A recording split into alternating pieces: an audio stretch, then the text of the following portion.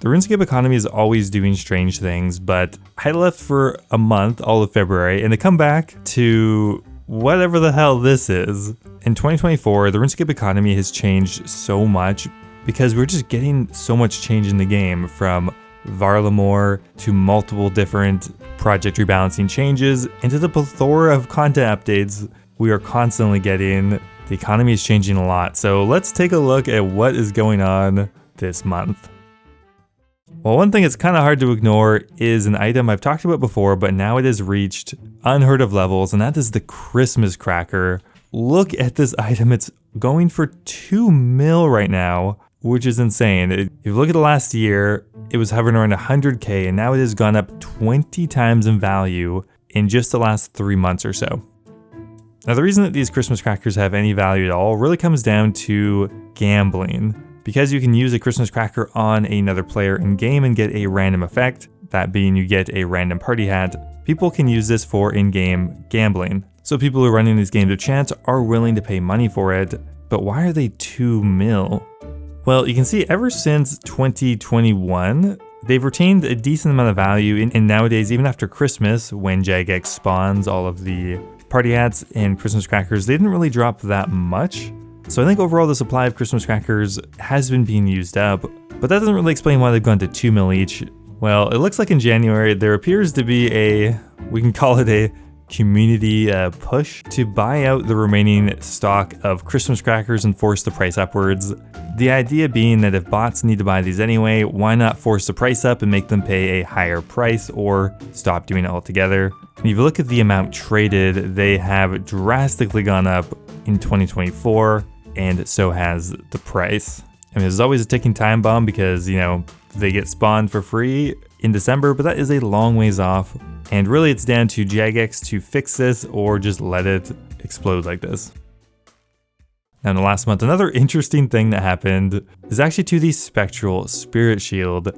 You'll notice there's actually a pretty big jump at the end of February, where it went up from about 50 mil up to actually 70 mil plus. And what was this gigantic leap about? Well, there were some alleged varlemore leaks, images and videos, and in it you could see the Spectral Spirit shield being used. However, Jagex goes very much out of their way to discredit that, saying that the leaks are 100% not correct and not true. Now, because of that, the Spectral dropped a bit, but it's still, I don't know, it's still going upwards. Now, maybe that would have happened anyway, independent of these alleged leaks, but maybe people just don't believe Jagex either. That would be funny. Now, with varlemore coming out so soon, the entire Oldschool Runescape market has been trending upwards. There hasn't been as many specific items I've noticed that have shot up in price, but there are a couple I think are directly related to the new updates. One that I've noticed has gone up a lot in the last couple of months is the Venator bow, which has gone from 25 mil up to 60 mil, a massive price change, and I think it really comes down to speculations regarding the Coliseum. The Coliseum is going to be a new wave-based minigame, and I think based on the descriptions, people are thinking the Venator bow could be good, because it allows you to do AoE damage hitting multiple monsters with ranged. Now, a few other items that I think varlemore has pushed upwards is tank armor, specifically just this year, which has gone up about 30% this week alone. I think this is because of the Perilous Moons update, which is going to be a new kind of Barrows Crypt-like minigame, but is going to heavily prioritize wearing tank gear. Now, whether just this year is going to be required or even best in slot, we're not 100% sure, but it is, of course, the tankiest armor. Also, the Elysian has gone up a fair bit, going up about 50 mil in the last week. Whether or not an Elysian would be anyway required for the Perilous Moons, I doubt it. Of course, day one, the high-end players are going to try out the content with what is best in slot, but for the everyday person, a crystal shield probably will be as effective. So we'll see whether these high-end armors are actually going to continue to go upwards from something like the Perilous Moons, but for now they are. Now, if we take a step back and take a very wide look at the Oldschool Runescape economy right now, a general vibe check, if you will, inflation is rampant. Everyday items have gotten way more expensive than they were even a couple years ago, and young families feel like their chance of ever owning a Twisto bow is slowly slipping through their fingers. Well, I'm really excited to be partnering with Rocket Money because I truly believe they can help people save money. Rocket Money is a personal finance app that helps you cancel subscriptions, lower bills, and manage your money better. Rocket Money allows you to not only track your expenses, but also create custom budgets, and you can even set alerts when you go over a specific category. This will allow you to analyze your spending habits, and this is the important part, you gotta actually reduce the unneeded expenses.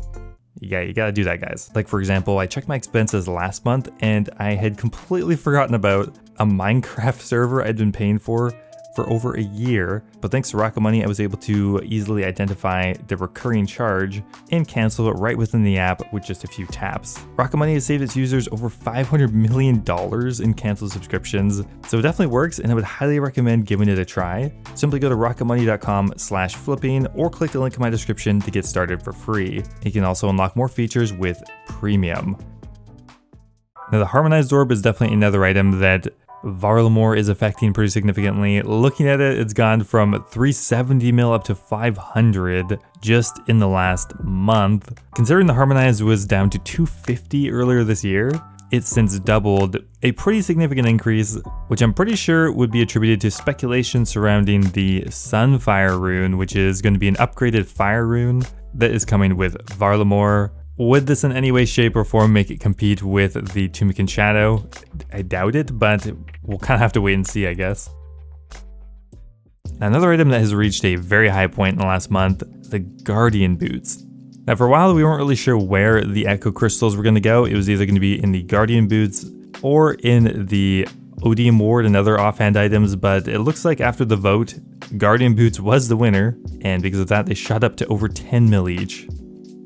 Now really the story of the last couple of months has been RuneScape's mega rare items. It's kind of hard to ignore. In 2024, the Twisted Bow hit a new all-time high of over 1.7 bill and nearly hit 1.8. If we look at the Tumican Shadow, it has fallen a bit, but it also reached a new high for the year of 1.5 bill.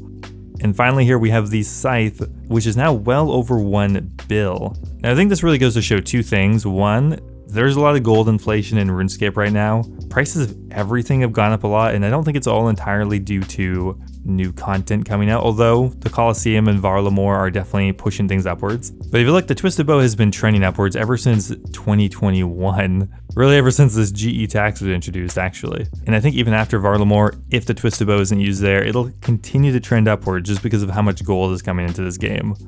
Now this year alone, the Scythe has tripled in value due to speculation and some buffs as well. It's gone up so much that blood runes have actually for the first time increased in price beyond their what is essentially baseline price of 200. They went as high as 266 for the first time since 2022. Now I think with the Scythe in particular, there's a lot of speculation about future content. Jagex has stated that they are going to make new content with the Scythe in mind, so they're going to try to make larger monsters or other situations where the Scythe will excel. Is that the Colosseum? Who knows? Honestly, we have no clue whether or not it's going to be primarily a melee challenge, range challenge magic, how much each of these combat styles are going to play a part. But I think in particular with varlemore, Jagex has done a pretty good job of keeping things pretty under wrap on what is going to be useful for the biggest area expansion we've had in years. And I'm really excited for Wednesday when we figure it all out.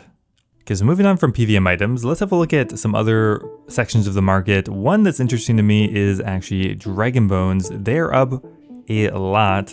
This quarter alone, nearly doubling. Now, prayer is in hot demand right now, I think because of the God Alignment proposal. Now, originally we had the spellbook that was going to come with Desert Treasure 2, but that ended up getting scrapped, or I guess more accurately, revised, because the God Alignments are once again going to be new additional prayers, and I think because of that, the demand for leveling your prayer has gone up significantly as well.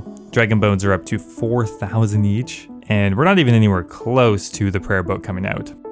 Another interesting thing that happened this week is actually to Dynamite. It crashed from 500 to 200 in a matter of hours, thanks to the project rebalance for skilling. Now, unlike most project rebalances, a skilling rebalance isn't going to have as big an effect on specific items. Rework and agility isn't going to affect the economy too much, but Blast Mine is actually going to be changed, and Dynamite is going to be made a lot more easier to obtain when this update comes through. So of course it dropped immediately, but then recovered pretty quickly as well. One item I just kind of have a laugh at right now is actually the Void Waker blade. Yes, the Void Waker is dropping because of the looming nerf it's going to be receiving. But on top of that, the over farming of specifically Calvarion, I imagine, has caused the Void Waker blade to drop to 5.5 mil, which is hilarious. I mean, it was a 40 mil item less than 6 months ago. Now it's dropped by like 90%. Now there's actually one new item that I think would be cool to have a look at, the Zombie Axe. Now the Zombie Axe was introduced with the Defender of Rock quest, and is a new item that kind of sits in between the Dragon Scimitar and the Abyssal Whip. And surprisingly, it's actually kept its value at around 2 mil each, which I think really comes down to the drop rate. It's somewhat rare, I would say, 1 in 800, but it's also a very new item and probably will fall over the coming months. Another interesting item is Eclectic Implans, which went all the way up to 8,000 GP each during March. And this really just comes down to collection log completionists, but this is getting obscene. 8,000 for a single Eclectic. That means to get one medium clue, you're looking at almost 200k, which is really expensive. I don't know how much you're making off mediums if you're doing it through Eclectics anymore. I mean, compared even back in September, they were half of that. At these price points, I don't know if they're worth buying unless you're purely going for collection logs. And of course, we have to check in with our old friend, the Oldschool Runescape bond. Now the growth has slowed down a bit, but I mean, I don't think we're ever going back to sub 10 mil bonds at this point.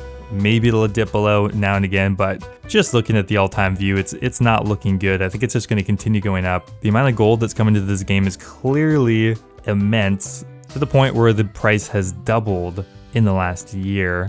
A bond is a really good reflection of inflation in the economy, and if bonds have doubled, then probably that could explain why a lot of other items have increased that much as well. It's hard to tell. Am I becoming richer in this game, or am I just having a higher number that means nothing? Anyway, guys, that's going to be it for the market analysis this month. I hope you enjoyed it. Thanks for watching. I'll see you next time.